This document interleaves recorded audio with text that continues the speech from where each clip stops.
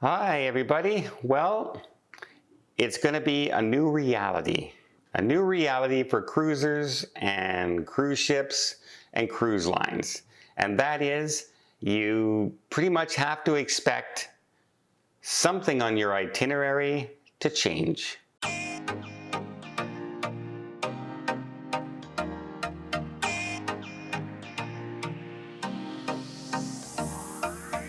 So, ever since the pandemic, people were jumping on the limit cruise ship bandwagon, right? The pandemic gave those groups, those activist groups, a voice and a real, hey, look at the pandemic. We need to social distance. We need to keep our communities safe. We need to limit this. We need to do this. It gave the perfect opportunity to sneak in and do that. So this is why we were having all these places now looking at limits because of that. Had the pandemic not happened, I guarantee it would be nowhere near the amount of, hey, we don't want tourists, we don't want this, we don't want that, as much as it is right now.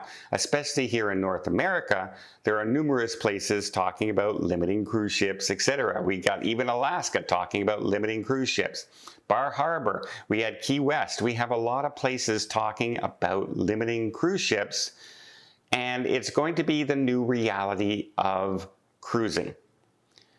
Even this year, we're having East Coast cruises are now being redone and reshuffled around for multiple cruise lines because of the decision in Bar Harbor and other places in Maine. While other places are saying, hey, we'll take them. We'll take the cruise ships. And then the federal government says, hey, we don't have enough customs officers to help you do that. So no, you can't bring in more cruise ships.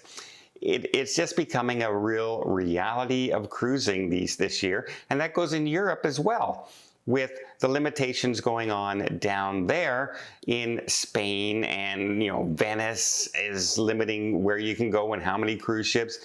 There are so many places. Norway's coming out with new environmental restrictions, etc., that some of the cruise lines won't be able to meet right now on their older ships. It's becoming a real jigsaw puzzle for the cruise lines to know where they can go, not to mention all the interruptions that's going on in the Red Sea and with Ukraine and Russia, etc., the environmental impacts going on in Australia and New Zealand, etc., etc., etc., etc.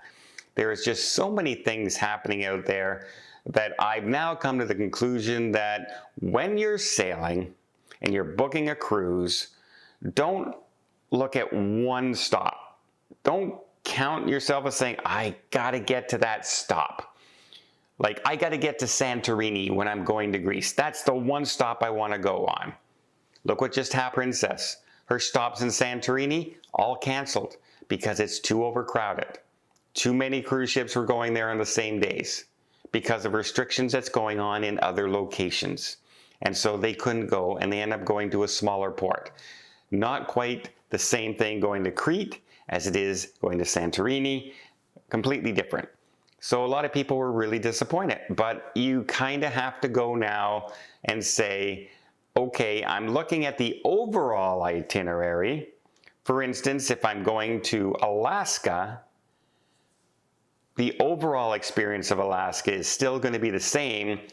I just might not stop in this town, or I might be limited to the time I'm in this town.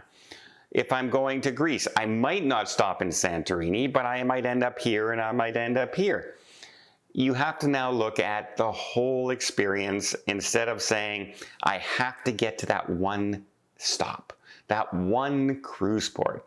And it's hard to do because everybody has their favorite. Santorini is obviously one of the biggest attractions in the Mediterranean. Obviously, Greece, beautiful, the coastline, the winding road up the side, etc. It's just picturesque, and it's like the postcard that you see whenever anyone says, hey, come to Greece. That's the town they're showing you. And it's really hard to tell people, yeah, we're not going to go because, there's too many people. It's just the reality of the way things are now, and more cruise ships are going to be sailing the Med next year than this year.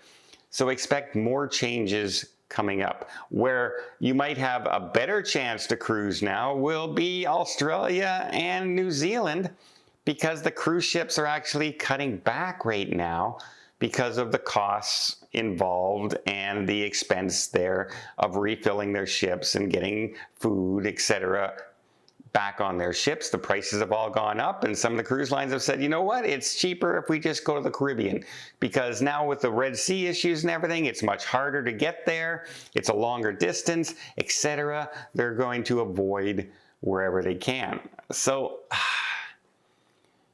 as much as I like to say, hey, I really want to see that city, I really want to see that place, I really want to go there, the new reality is you kind of have to expect that changes are going to happen. Even if you book a year and a half in advance, chances are maybe, just maybe, something's going to change on that cruise. And it's, unfortunately, the new way of cruising.